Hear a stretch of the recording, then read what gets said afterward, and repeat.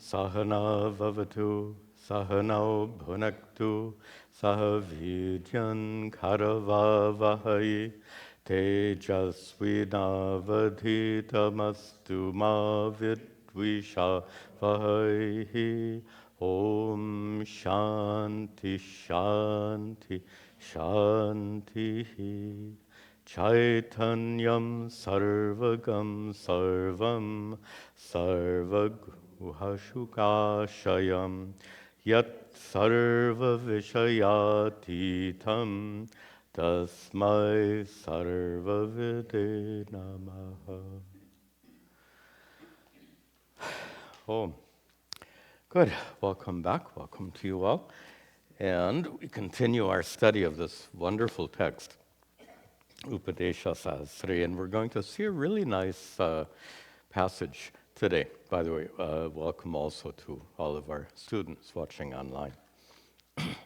At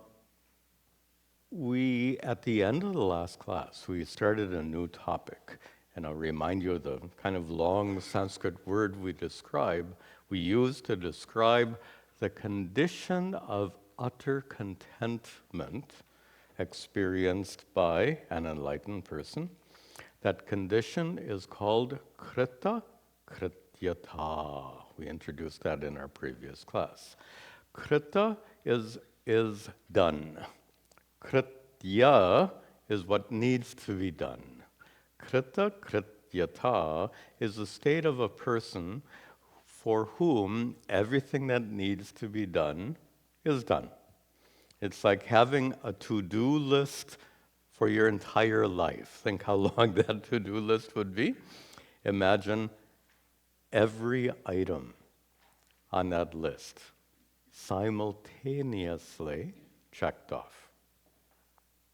That's the experience of an enlightened person. That condition of utter contentment, nothing else needs to be done. And we have a series of verses in which Shankaracharya continues to expand on that very important principle.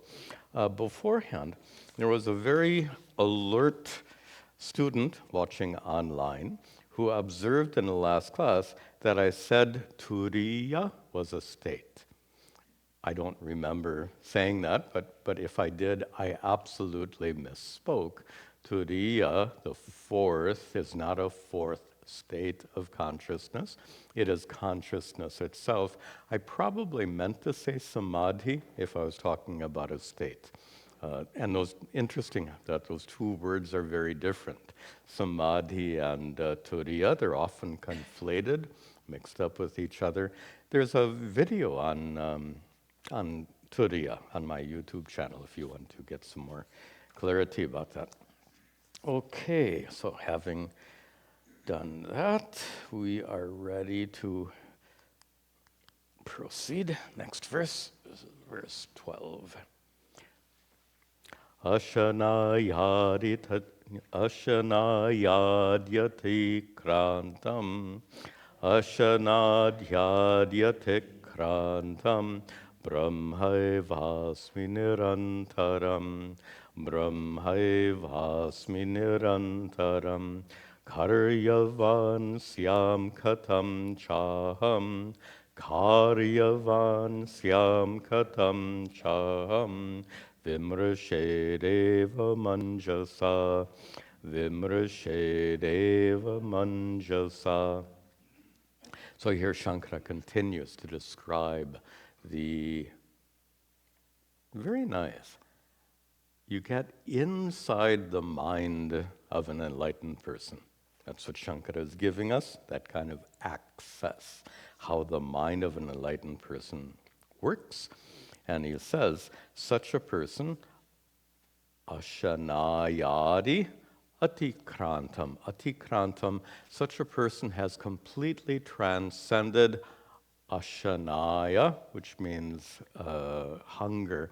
But it's actually a reference to the very famous passage in the Brihad Aranyaka Upanishad, which Shankaracharya quotes many times here, and that adi, etc., is a key. When you see that adi in an expression, it often means it's a partial quotation. So in that Upanishad, The rishi includes, it says, not only beyond hunger, ashanaya, but also beyond pipasa, thirst, that makes sense, but more than that, beyond shokam, sorrow, sadness, suffering, beyond moham, delusion, confusion about life, jara, beyond old age, and mrityu, death.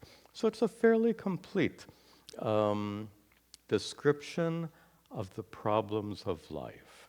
So here, Shankara begins by saying the enlightened person is beyond these problems of life. Also, the enlightened person is one who knows Brahma eva asmi. I am Brahman. Nirantaram. There's not a shade of difference. There's no gap between me and Brahman. This is the perspective of the enlightened person. Now, these two statements, if you look at them together, it shows you how Shankara is taking this topic. We're talking about krita krityata, right? Contentment, utter contentment. So what is Shankara telling us here? In the first line, where he says that you are utterly free, the state of contentment is utterly beyond all worldly problems, meaning that there's no problem you have to get rid of. And then he goes on to say, Brahma eva asmi, I am Brahman, without a shade of difference, which means there's nothing that can be added. This is an important Vedantic teaching. There is nothing that you can, what would be the best language? You risk losing nothing. Nothing can be taken from you. That's a simpler expression. Nothing can be taken from you. Many of you know that famous mantra, Purnamada, Purnamidam, Purnat. I'm not going to explain it right now. But that statement says you are full, utterly full in the sense that nothing can make you less, nothing can make you more, both. And an example that's given in Scripture quite often is that of an ocean. An ocean, don't tell me about global warming and of ocean levels rising. I know all of that, but Shankara didn't know about that. So set that aside. So from Shankara's perspective, the oceans, by the way, Shankara did know that an immense amount of water was evaporating from the oceans each day. That much he knew. And yet, the level of the oceans don't fall. Shankara most certainly knew that thousands of rivers are emptying their waters into the ocean, and the levels don't rise. So this is a frequently given metaphor in Scripture, and that is your true nature as pure consciousness is such that nothing can be taken from it, can't be reduced in any way by worldly problems. Worldly problems don't detract, nor can you add anything. How do you improve on fullness? How do you improve on a state of perfection? So that's what he says in the first two lines to illustrate the state of krita krityata, utter contentment. Then he says, with that perspective, karyavan syam katam aham. It's all in the first person. He says, katam, then how, aham, how would I, karyavan syam, how would I need to do anything? Karyavan. What do I need to do? If nothing needs to be, if there are no problems to address, and nothing can make the situation any better, then what needs to be done? Sometimes I've given this example of at the end of a long day, you're sitting in your favorite chair, sipping your cup of tea, and for a moment, at least a moment, you have a sense of contentment, right? There's nothing that needs to be done. How long does that moment last? Before long, you think of something you have to do, you finish your tea and you get up and do it. But you all experience that moment of utter contentment where you feel nothing needs to be done. Suppose it wasn't a moment. Suppose it was your, what do they call it? Baseline. Sounds like medical talk. Anyway, this is the nature of the enlightened person. And then Shankara concludes here, Vimrashet evam. You should reflect on this, anjasa, properly, correctly. And properly means all the time. You should reflect on this. We've seen Shankara's emphasis on nididhyasana, Vedanta contemplation. We're not going to discuss it right now, but that's what he's referring to. And that is, merely hearing these teachings is not enough. There is a contemplative practice that must accompany this process of listening to teachings, inquiring into these teachings. So that process, as we've discussed before, called nididhyasana, Vedanta contemplation, and that's what Shankara refers to very briefly here. Okay, and we won't discuss nididhyasana because our topic is krita krityata, and that's what we continue talking about, that sense of utter contentment. Paragas tu yata nadyas, paragas tu yata nadyas, tatstha param yayasati, tatstha param yayasasi, atma-vichara karyam, atma-vichara karyam, kartumanyarihechati, kartumanyarihechati. In this verse and the next verse, Shankara is actually a little sarcastic, talking about someone who thinks he or she is enlightened, but not really. You know, there's this pretentiousness that arises in some people who have been engaged in spiritual pursuits for a long time. They can imagine themselves to be enlightened. And that's what Shankara is addressing here, that kind of pretentiousness of imagining you're enlightened. He says, imagine a paragaha. By the way, the English is broken incorrectly here. It should be paragas tu is the proper way to break it. Paragaha is one who's gone to the other side, nadyas, of the river.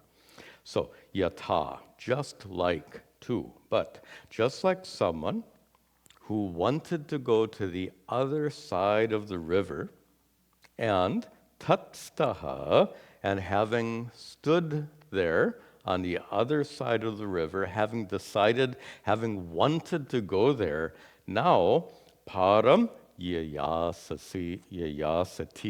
Now he wants to come back to the original shore. By the way, for our Sanskrit students, yayasati, nice desiderative.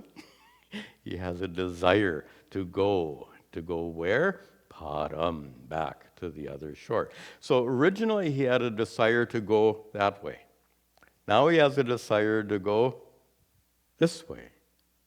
Sounds pretty confused? He's confused about the goal.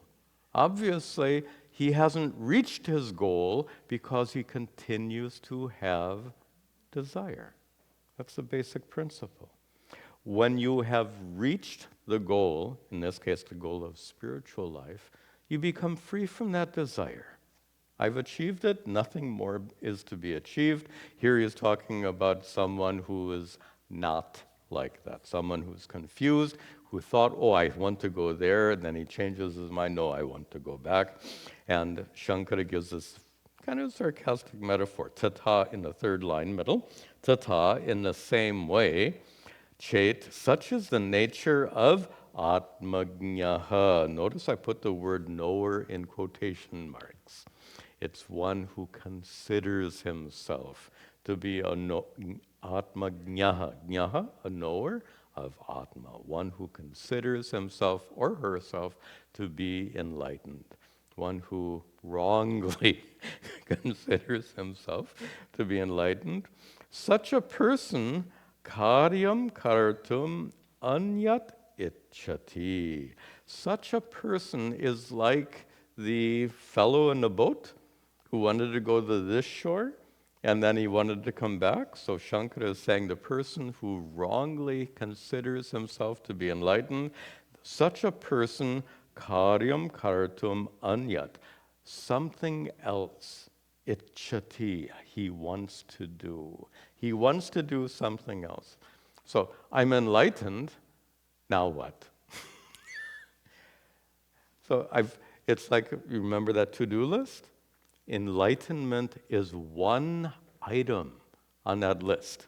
Tick it off, and now you still have 1,000 other items on your to-do list. Where's the contentment in that? So enlightenment is the tick. On medical forms, they sometimes give you a little box, and if none of these applies, pick here. Something like that. So on your to-do list, suppose there was one item called moksha, liberation, but it's an unusual item because when you tick off that item, all the other items simultaneously and automatically get ticked off your to-do list. So that's kind of the sense here. So someone who claims to be enlightened, but still has an urge to do something. And that word urge is important. In our Bhagavad Gita classes, we've talked a lot about raga and dvesha, often incorrectly translated as likes and dislikes, but properly understood raga as a compulsion to get what you want, to get what you feel that you lack. If you're content, how can you be lacking anything? And dvesha, a desire to get away from something that you have and you don't want. Lives are dictated by these two compulsions. The compulsion to get what you want, the compulsion to get away from what you don't want. So if this person, believing himself or herself to be enlightened, if their mind is still driven by these compulsions, raga and dvesha, what kind of enlightenment is that? A very simple indicator of enlightenment. Some people ask Swamiji, when do I know for sure that I'm enlightened? Obviously, if you ask that question, anyway, but if you want an indicator, if you are still compelled by raga dvesha to get what you want, to get away from what you don't want, then you're not quite there yet. Okay, that's the idea here. Now, by the way, Shankara gets even more sarcastic in the next verse. Interesting to kind of try to imagine the personality of these great teachers. So we don't really know much about them. But by looking at the language they use, you get some insight into their personality. And the last line here, you'll see something that might shock you. Let's see this next verse. Atmagnyas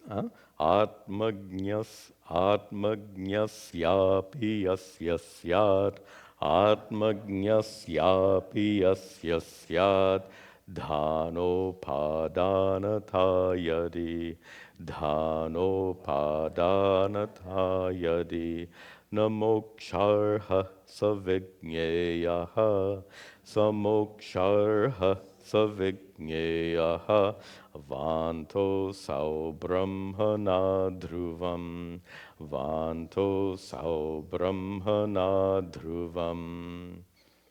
Atmagnya, again in quotation marks, the one who considers oneself to be enlightened. Yasya atmagnyasya, for such a person, for a person who considers oneself to be enlightened. Suppose, yadi, suppose there is, by the way, that dhana is actually hana. You see the prior da of syat. Anyway, lots of sandhi rules, grammar rules. Hana means getting rid of something. Upadana, you have to break all these words apart, means getting something. Hana and upadana, getting rid of something or getting something. He says, suppose this person who considers himself or herself to be enlightened, suppose they continue to have this condition of hana upadanata. They continue to want to get things, and get away things means they continue to be driven by these compulsions called raga and dvesha. So if they continue to be compelled by raga dvesha, na moksha. Obviously they're not enlightened, but that's not what Shankara says here. Such a person is na moksha arhaha, not capable of enlightenment. Why are they not capable of enlightenment? You can figure it out, right? I'm already enlightened, so why do I need to meditate? Why do I need to pray?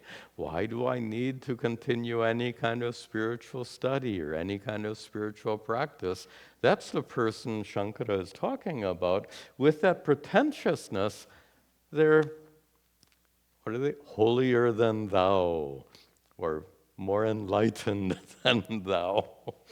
And such a person is not only not enlightened, but it's not likely that they will become enlightened because of this wrong conclusion that they have, this pretension that they have. So he or she may consider himself enlightened, but other people, saha vigneyaha, Shankara is now talking about how other people see such a person. Other people, saha vigneyaha, he is understood by other people, he is considered by other people to be vantaha asau. He is vantaha, rejected. And I'll give you another definition in just a moment. He is vantaha, he is rejected, brahmana, by Brahman, by reality, by truth. Not that Brahman rejects anyone or anything, but it's a figure of speech. He has missed the mark completely, dhruvam. Certainly he has missed the mark completely. Now, vantaha brahmana, rejected by Brahman. There's a little sarcasm, more than a little sarcasm here. Vantaha can mean rejected. Vanta is also the commonly used word for what you vomit. Like when a dog vomits something onto the ground. Vanta. That's Shankara's calling that person Vanta, one of the most lowly objects we can think about. So this brahmana vantaha on one level means rejected by Brahman. On another level, he is like vomit. So this is a sarcasm that Shankara uses here, specifically to refer to this pretension. Notice Shankara would never use this language for an ignorant person, someone who says, I don't know Brahman. In fact, when you say, I don't know Brahman, that's the first step to enlightenment. You admit your ignorance, and then you approach a teacher. I don't know Brahman, please teach me. That's the absence of pretentiousness. Shankara would never use such language with regard to that kind of person. But for this pretentious person who says, I'm enlightened, Vantaha asau, very sarcastic. Then, continuing to talk about the state of krita krityata, utter contentment and fulfillment. Sadityam hi jagat pranas, sadityam hi jagat pranas, tasman nahar nishaivava, tasman nahar nishaivava, pranagyasyapi nasyatam, pranagyasyapi nasyatam, kuto brahmavido dvaye, kuto brahmavido dvaye. Let me introduce the teaching here. There are lots of scriptural traditions, I should say commentarial traditions, that try to interpret things differently than Shankaracharya. So Shankaracharya, whom is our primary guide in these teachings, not everyone agrees with him. There was one teacher who came actually about probably, not probably, a contemporary of Shankaracharya was named Mandana Mishra. Some people think that he's the prior Sureshwaracharya, we don't know, but we'll just call him Mandana Mishra, was a contemporary teacher of Shankaracharya, who, excuse me, who had some significant differences from Shankara in his teachings. And Mandana Mishra was a karma mimamsaka. He was devoted to the ritualistic portion of the Vedas. He was very focused on the performance of rituals. So Mandana Mishra felt very strongly that even after you're enlightened, you still should continue doing these rituals.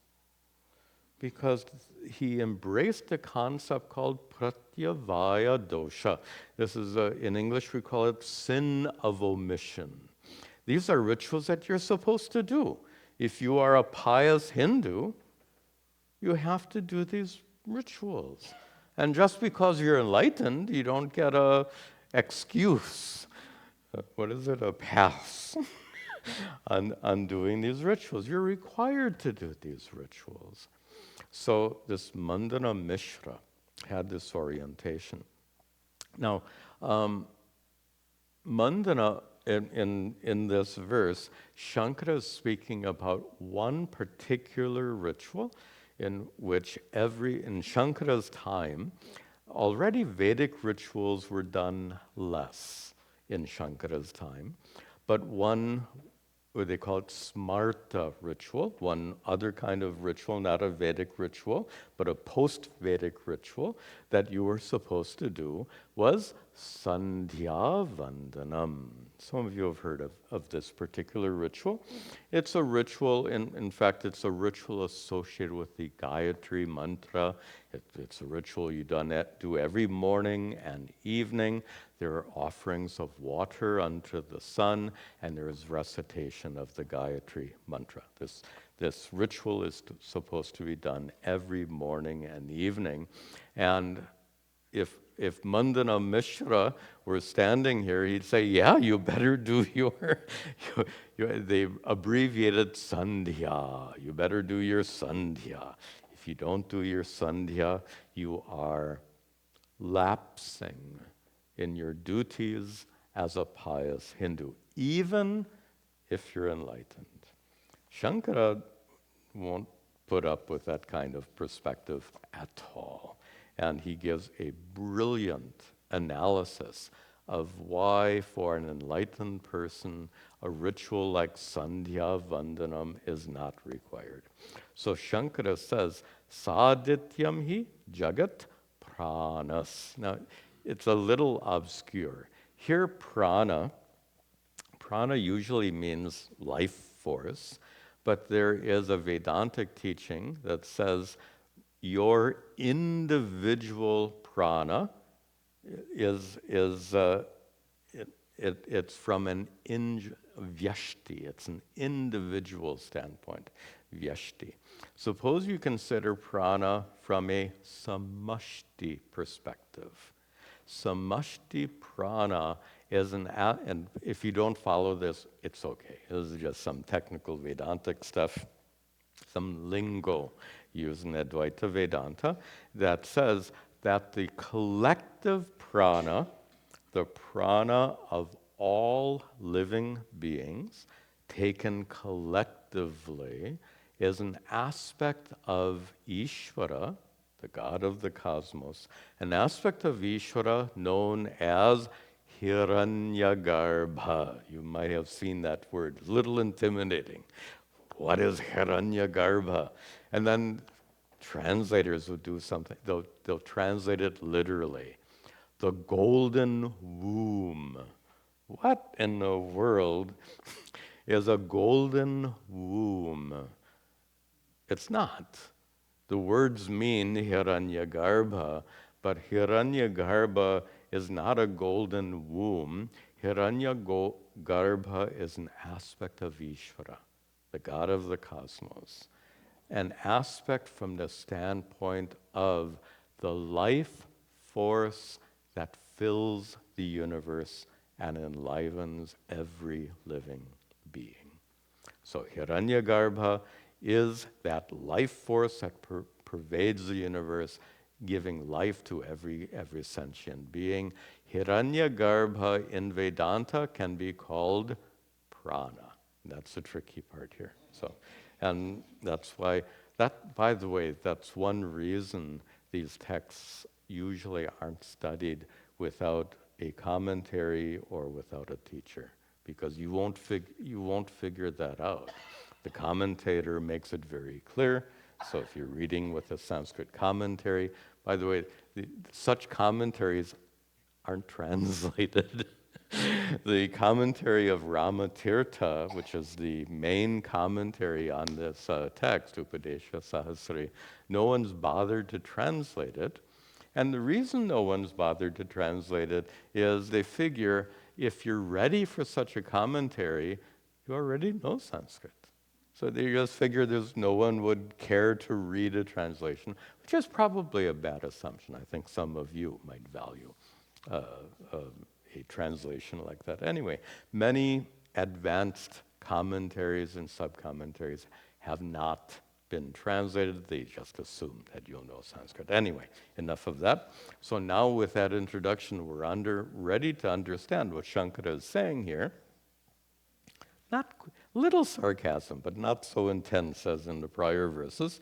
He says, pranaha, Ishvara in the form of Ishvara as Hiranyagarbha, as the all-pervasive life force, that Ishvara includes is Sadityam, Saha Adityam, includes the sun, Jagati, and includes the earth. Hiranyagarbha encompasses the sun and earth, meaning the sun and earth are non-separate from Hiranyagarbha, non-separate from Ishvara. From Ishvara's standpoint, there is no sun or earth, there's only Ishvara. That's the point. From Ishvara's standpoint, there is no sun, there is no earth, there is only Ishvara. Tasmat in the second line. Tasmat na ahar nisha evava. So we have to break apart the words. So if there is no sun or earth, tasmat, and again, words change due to grammar. Tasmat, therefore, na ahaha ahar, it comes here. There is no day, nisha eva, or night. There is no day. If there's no, think about it, if there's no sun or earth, how could there be day or night? So for Ishvara, there's no sun or earth. Therefore, for Ishvara, there's no day or night. And then Shankara concludes, therefore, pranajnasya api, for one who knows prana. And prana means Hiranyagarbha. Hiranyagarbha means Ishvara, God. For one who knows God, and notice that knower is not in quotation marks here. It's one who genuinely knows, one who is genuinely enlightened. For one who is enlightened, nasyatam, day and night could not exist for one who knows Ishvara to be the one reality, including sun and earth. And yes, this is a little obscure. The message is not so obscure, though. If there is, from the perspective of Ishvara, there's no sun or earth. From the perspective of an enlightened person who knows Ishvara, there's no sun or earth. If there's no sun or earth, there's no morning or night. When are you supposed to do Sandhya Vandanam? Every morning and evening. So if there's no morning and evening, how can you do this ritual? This is Shankara's response to the ritualist. The ritualist says, you have to do this, and he's wagging his finger at you. But Shankara says no. He says, kutaha, how could there be? Brahma vidaha, for one who is enlightened. Advaye, established in non-duality. For an enlightened person who is established in non-duality, how can there be morning and night? Therefore, how could there be a requirement to do these rituals? Now, bear in mind, this is probably not a big deal today. We live in a very non-ritualistic time today. But in Shankara's time, these rituals were a big deal. And the message of Mandana Mishra was a powerful message in Shankara's time. These rituals have to be done, even by an enlightened person. So that was a strong perspective in Shankara's time. So Shankara refutes that here. Today it may not be so crucial, but it reinforces Shankara's teaching here about the condition of being krita krityata. Nothing remains to be done. For an enlightened person, nothing remains to be done, including rituals. I think we'll see just one more verse today. Yeah. Nasmaratyatmano hyatma, nasmaratyatmano hyatma, vismaret vapyaluptachat, vismaret vaptaluptachat, manopi smarati tyetatha, manopi smarati tyetaj, jnanam ajnana hetujam, jnanam ajnana hetujam. End of the third line. If you break the words, it is etat is the last word in the third line. Okay, this verse also needs some explanation. In fact, we're back to Mandana Mishra, who had another doctrine he taught that Shankaracharya didn't agree with. So these were contemporary teachers. Mandana Mishra is famous for a work called Brahma Siddhi.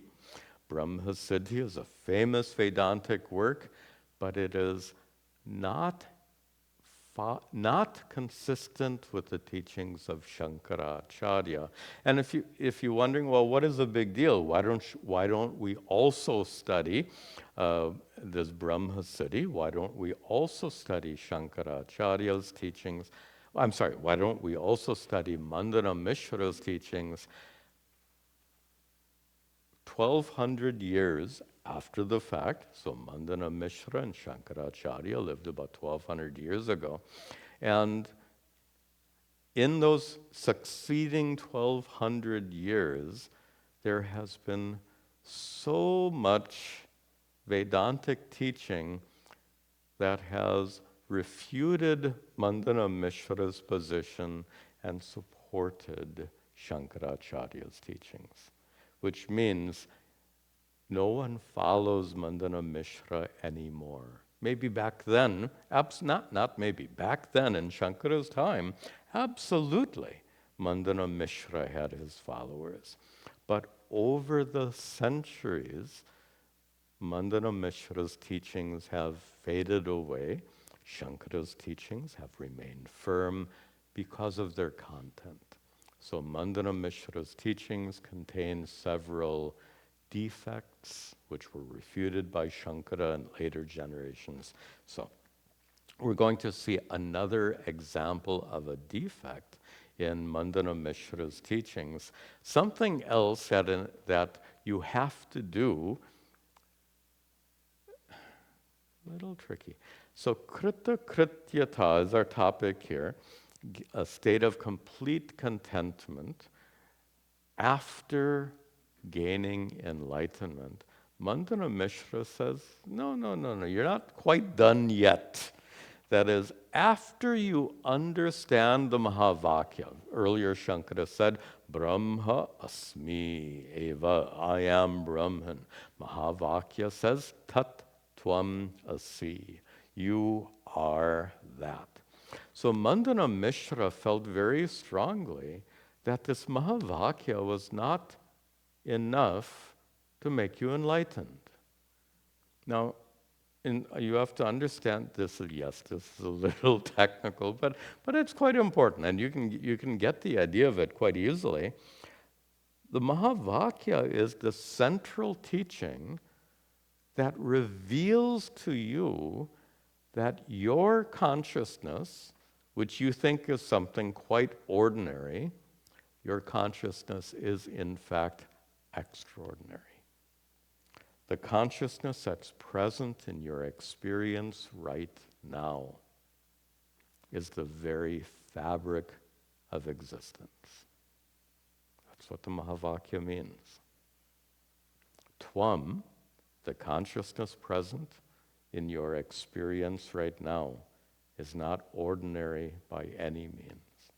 It is identical to Brahman, the ground of reality. That is the highest truth, the highest realization that is conveyed through the Mahavakya. And how the Mahavakya conveys that wisdom to you, how the Mahavakya makes you realize the truth of yourself, is such an important topic. There are many scriptures written on. In fact, Shankara himself wrote a text called Vakya Vritti, an explanation of how the Mahavakya makes you enlightened. And then he wrote Laghu Vakya Vritti, a shorter version of that same text. Other great scholars over the centuries have written many, many works that describe how the teachings of Vedanta in general, and the Mahavakya, Tattvamasi in particular, have the capacity to lead you to recognize your true nature as sat-chit-ananda Atma, as Aham Brahma Asmi, to have that recognition. Now, this is not the time and place. That's a whole text in itself, so obviously we can't discuss the details of it, but Mandana Mishra had a very different perspective. That's what we want to address here. Mandana Mishra said, no, it doesn't have that power at all. The great statements of the rishis are inadequate for gaining enlightenment. He said, you have to meditate on those statements. For those of you who have studied a lot of Vedanta, you may have heard something called prasankhya vada. Prasankhya means repetition. And prasankhya vada was taught by Mandana Mishra, and it refers to ongoing meditation, repeated meditation on, for example, tattvamasi, tattvamasi, tattvamasi, or better yet, aham brahmasmi, I am Brahman. Aham brahmasmi, aham brahmasmi. So the teachings of the rishis aren't enough.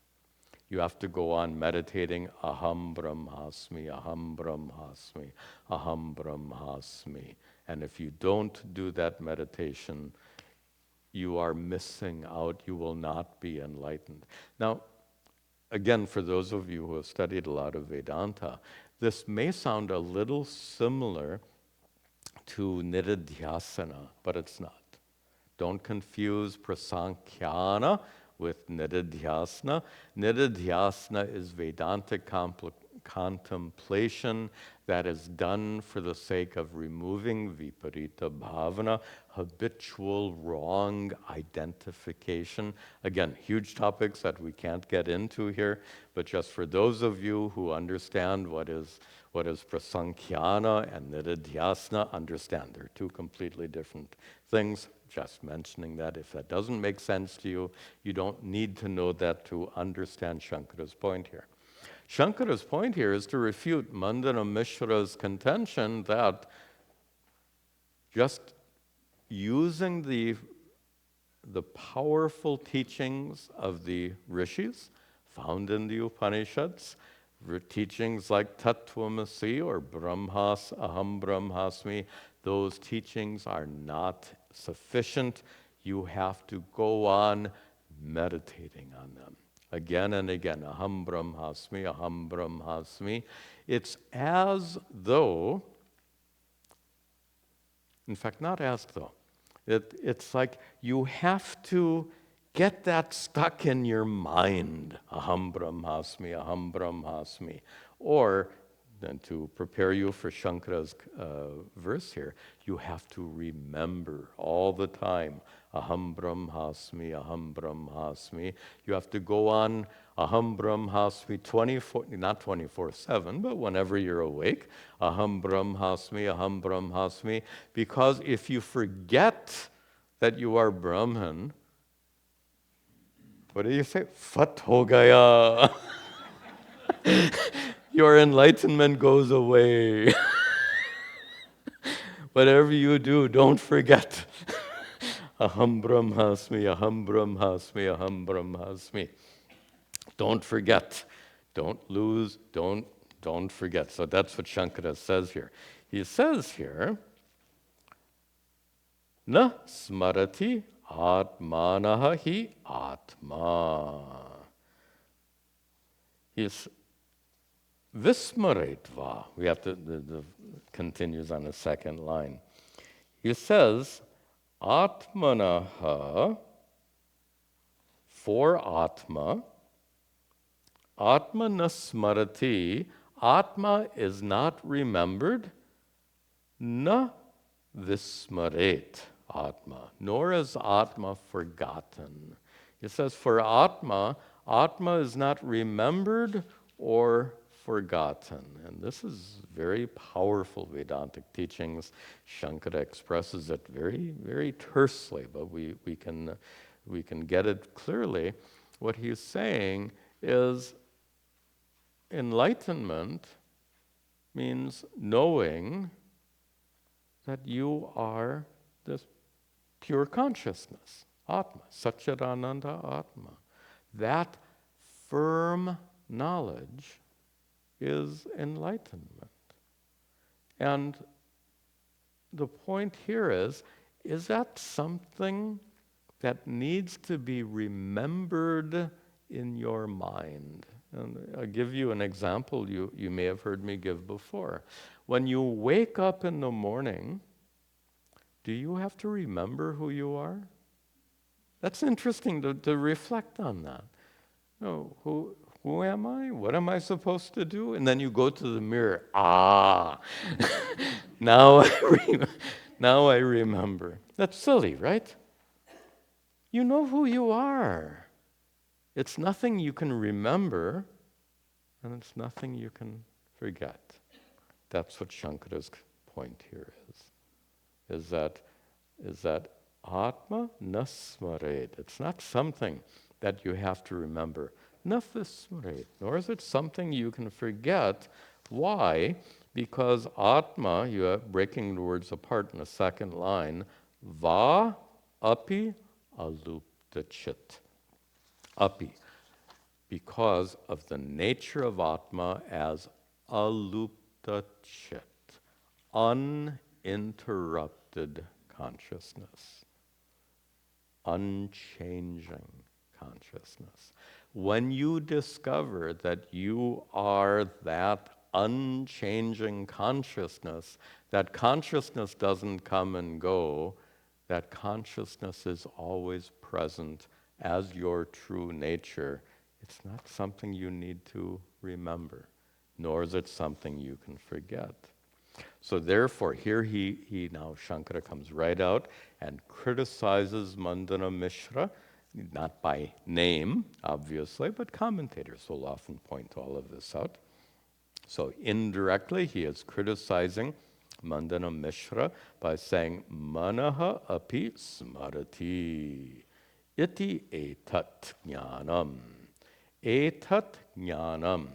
This, by the way, jnanam here means concept, idea. Be ready for words to have different meanings and different concepts, different contexts. So here jnanam doesn't mean knowledge. Here jnanam means an idea, a concept.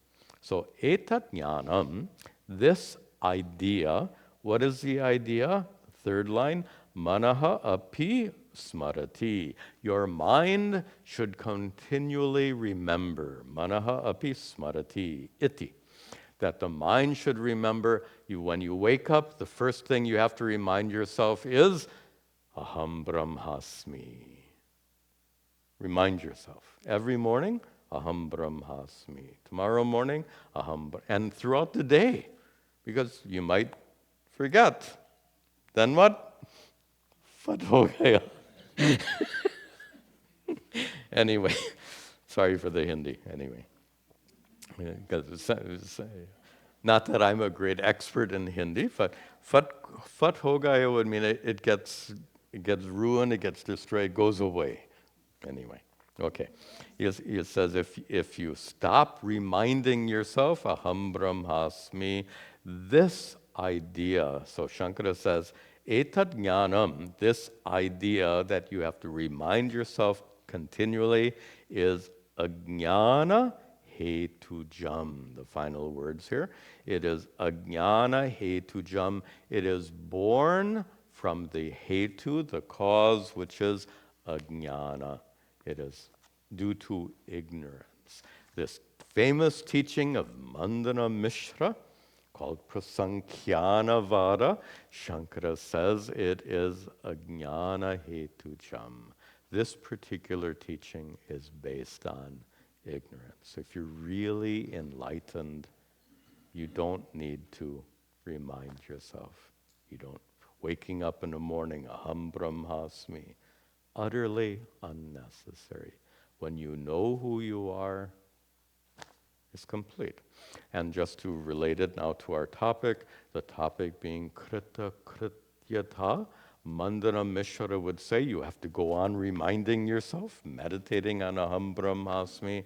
Shankara says you don't even need to do that. You don't need to remind yourself. You don't have to wake up and contemplate aham brahmasmi. There's nothing that needs to be done. Krita krityata. Okay, with that we'll conclude our class. Om sarve bhavantu sukhinaha, sarve santu niramayaha, sarve bhadrani pashyantu, ma kashya dukkha bhag bhavet, asato ma satgamaya, tamaso ma jyotirgamaya, mrityorma hamratangamaya. Om Shanti Shanti Shanti. Om Tat Sat.